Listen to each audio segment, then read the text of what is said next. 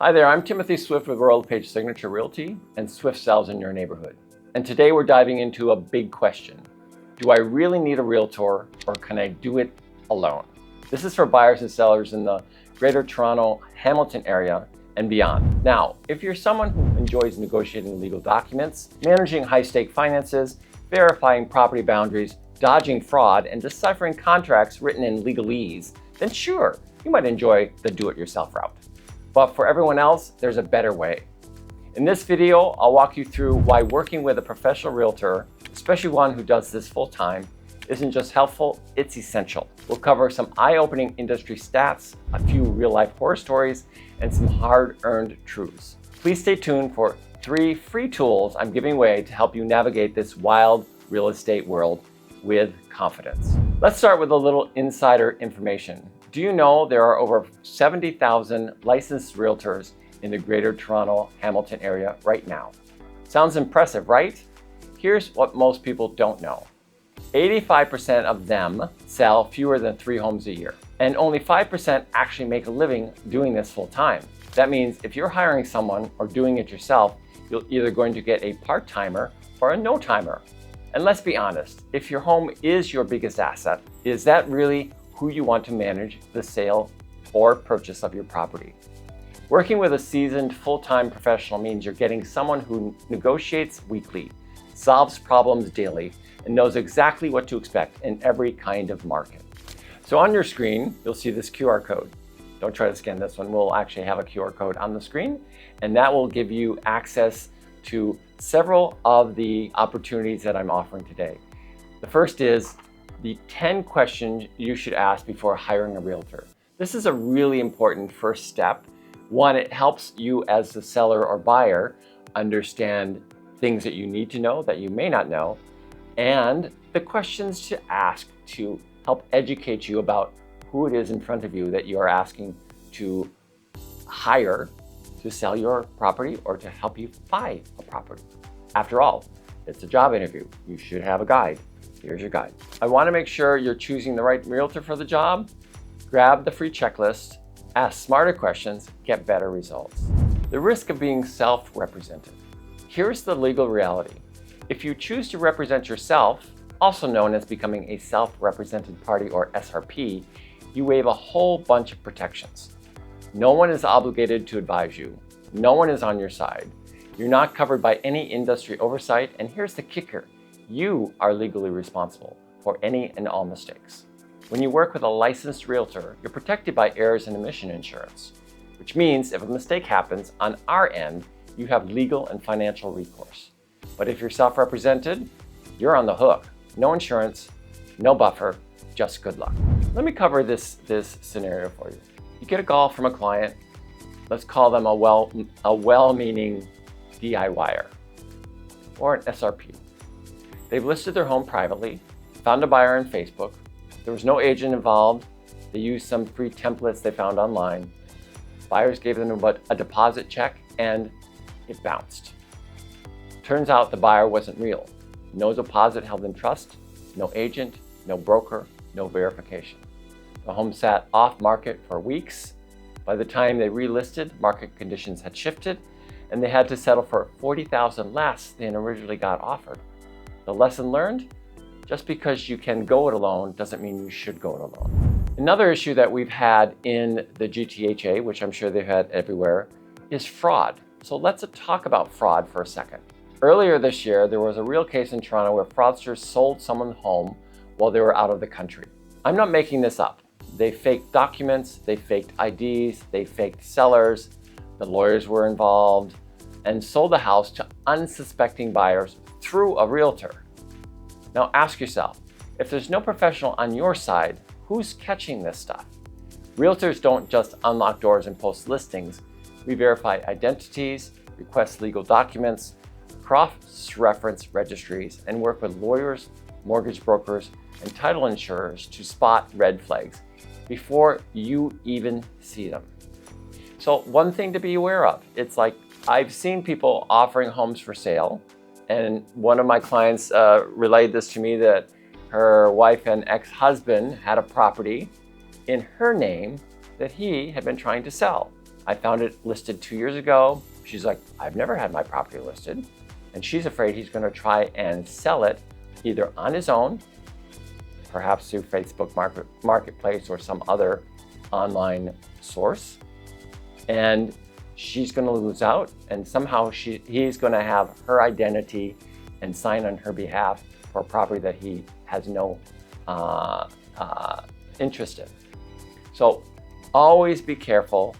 Realtors have the ability to check who the owner of the property actually is, be it a person, a family, a corporation, who is on the title. We get to see that, and we look at that before we list a property. When you're working with myself or someone from Signature Realty, you can get a free custom home value report.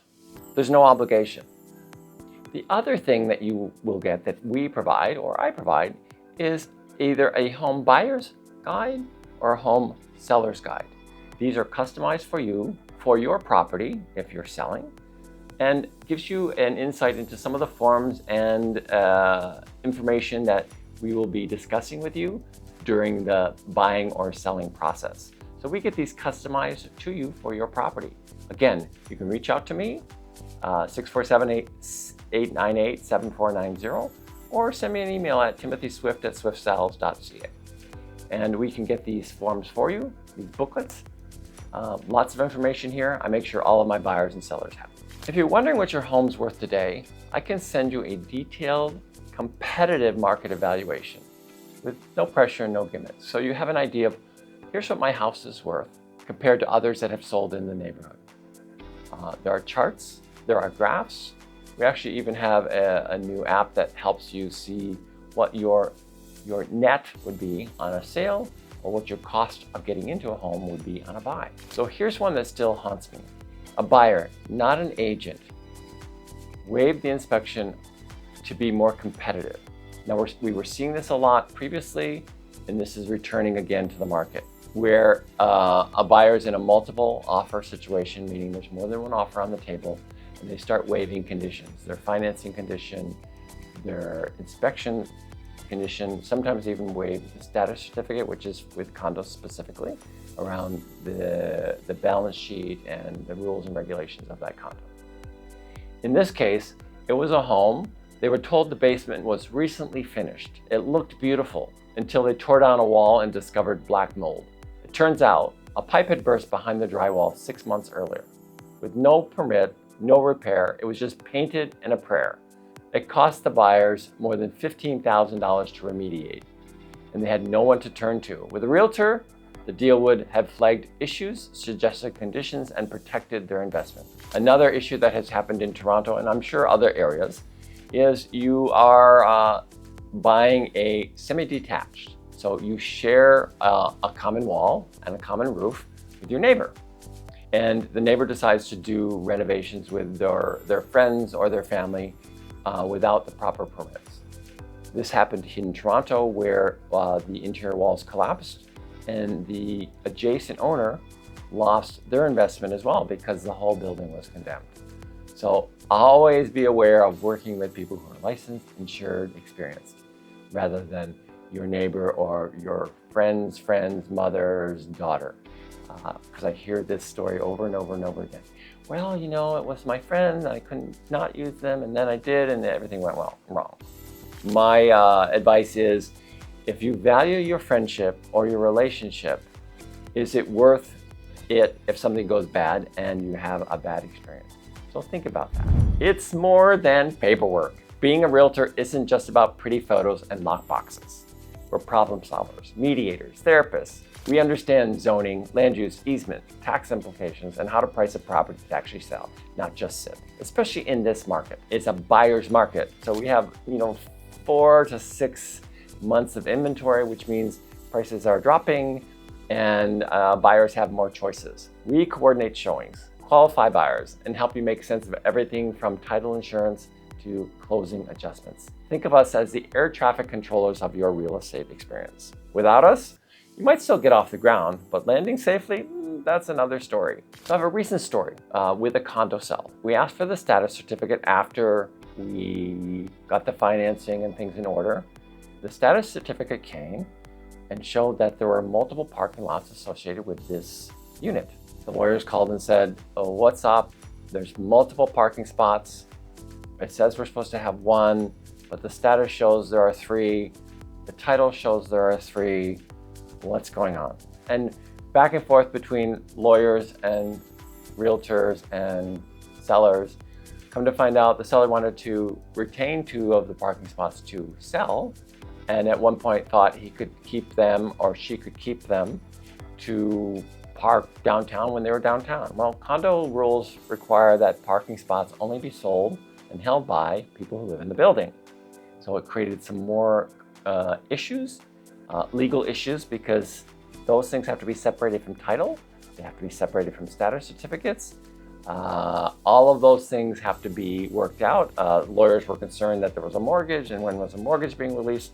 So spending several days working on, as I call them, the bumps that come in the road, we were able to work through those issues for the benefit of both the buyer and the seller. So we don't just shuffle paperwork. I tell people, my motto is everything you didn't expect from a realtor. There's a lot of truth to that. I helped the owner move out of their condo recently. I helped clean up their condo. We helped rearrange their condo. We found a leaser for the condo.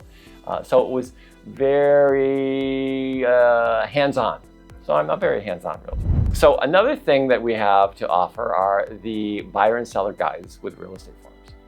I talked a little bit about this. The buyer and seller guides, they include the real forms, timelines, and tips for every step. If you want to see what you're actually signing, I'll send you real examples of the paperwork and walk you through what it means, so nothing catches you off guard. The other thing that you will get from me before we actually start showing is the RECO guide. So I have the old cover, same information. So this is the RECO guide. So this is sent to every buyer, seller, landlord, and tenant, so they understand what their rights, rules, and responsibilities are, because everybody has them.